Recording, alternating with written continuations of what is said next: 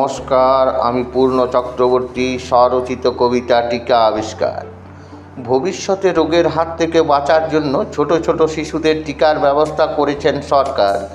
মা বাবা ছাড়াও বাড়ির সকলকেই সচেতন থেকে প্রতিটি শিশুকে টিকা দেওয়া দরকার।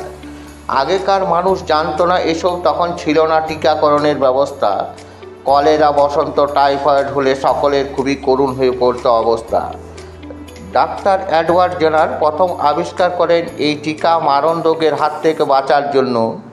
সারা পৃথিবীর মানুষের কাছে আজকে তিনি রয়েছেন স্বনামধন্য।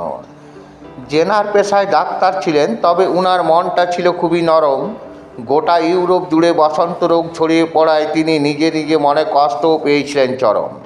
তিনি সর্বদা ভাবতে লাগলেন কিভাবে মানুষকে এই ভয়ঙ্কর রোগ থেকে বাঁচানো যায়। শুধুমাত্র এক গয়লানির কথায় আবিষ্কার করে ফেললেন রোগ সারানোর উপায়।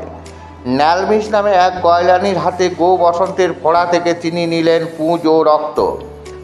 বসন্ত রোগের টিকা আবিষ্কার করে সারিয়ে তোলেন বসন্তের মতো রোগ, যেটি সারালো ছিল খুবই শক্ত।